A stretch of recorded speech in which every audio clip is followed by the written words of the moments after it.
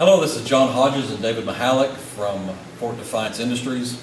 We're going to go through the installation, setup, and qualification of the P2131 automated field steam sterilizer. We've got a procedure in the technical manual, so when you do this, please reference the technical manual. I'm just going to march through all the steps.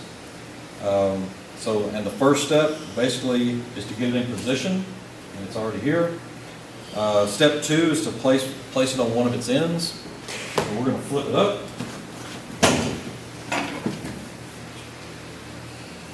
Grab it by the handles. As always, this should be done with 2 people. A third person does help just to stabilize the load as we flip it up. Third step is to unlock the 2 latches holding the end cap against the main frame. Number 4, holding securely onto the sides of the end cap. Slowly pivot the end cap to the fully open position. Do not allow the end caps to drop. There's a potential pinch point near the end of the hinge area of the end cap. It's very important to keep your hands positioned on the sides of the end cap and away from the pinch point. The pinch point is right here. We've got warning signs that says warning pinch point. Right there, there's a lot of mechanical advantage right here. So don't keep your fingers out of this area. Number 5, on each side, screw the black end cap knobs down securely. Ensure the end cap knobs are fully seated by checking to see if the white washer in between the knob and the spring does not spin, and do not over tighten.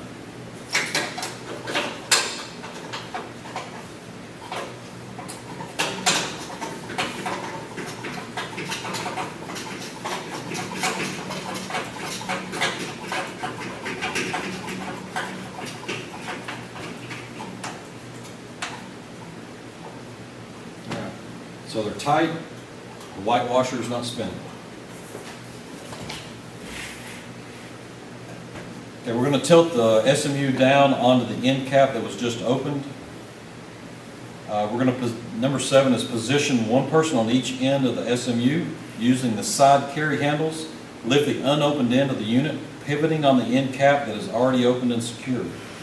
As the SMU is raised into position, rest the weight of the unit on your thigh, allowing you to unlock the 2 latches holding the end cap against the main frame. All right. We'll lean this down slowly.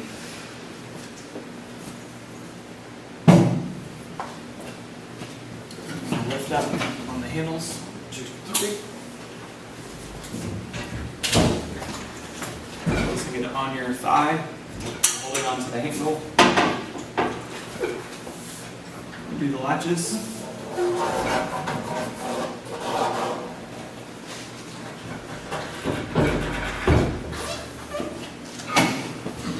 Okay, with it.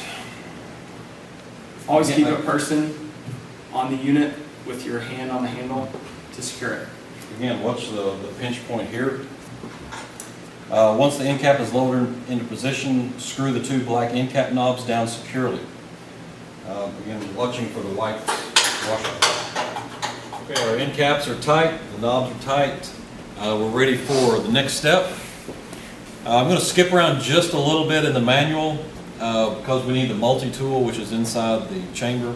So number 15 says remove the sterilizer accessory bag from the chamber of the SMU. The sterilizer accessory bag contains items necessary to complete the assembly of the unit.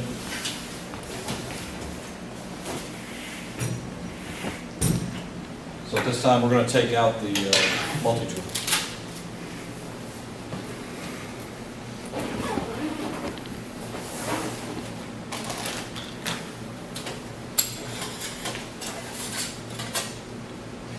Okay, step 10. We're going to remove the left side panel of the SMU and perform a visual inspection to ensure the HEPA filter cartridge is not damaged.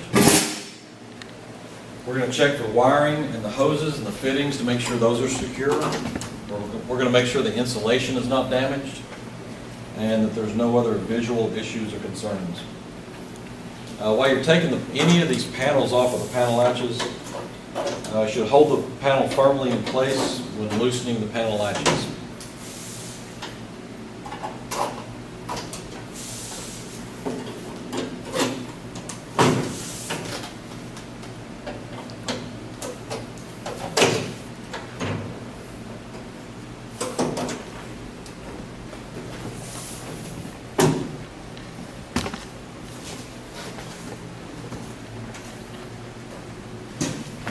right, so we're going to inspect inside, and the HEPA filter is in place and not damaged.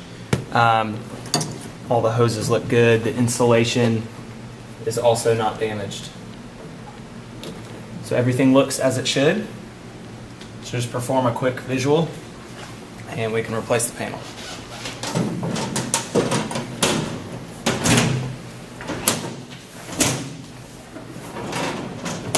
Typically easiest to secure this bottom latch first,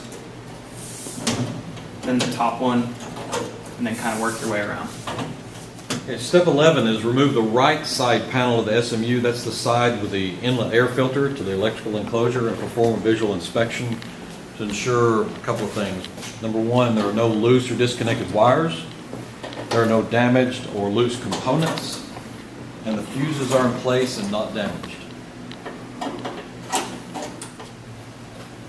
All right, so we're going to do a quick inspection of the wires. Nothing looks damaged or torn. Insulation looks good. Everything looks in place, and it looks like nothing was damaged. So we're good to go. We replace the panel. Again, the bottom one, secure the bottom first, and then the top, kind of hold it in place for the rest of the latches. Okay, step 12, we're going to go to the water recovery system. We're going to remove the top panel and the front and back panels to ensure that there's no loose or disconnected wires and that there's no damage or loose components inside.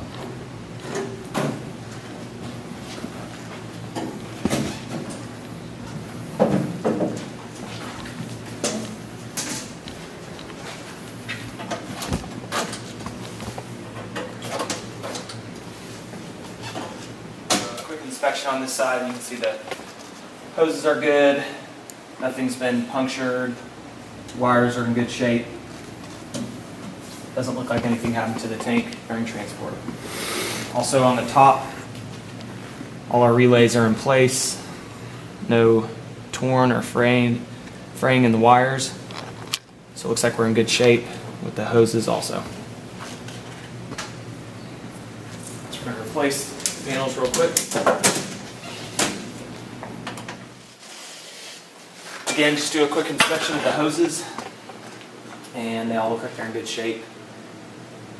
This wire looks good, hoses are great, petcock is tight. Everything looks to be in order. So step 13 is clean and wipe down the unit as needed, and then reinstall all the panels. So we'll make sure all the panels are reinstalled. So step 14, place the water recovery system next to the SMU, orienting the unit such that the side of the water recovery system with the power switch and the level sight glass are on the right side of the SMU when facing the front of the SMU. Then slide the water recovery system under the SMU. I'm going to do that right now. So this is the side with the power switch and the sight glass.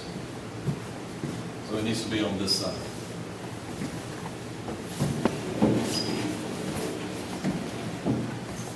That's done with two people.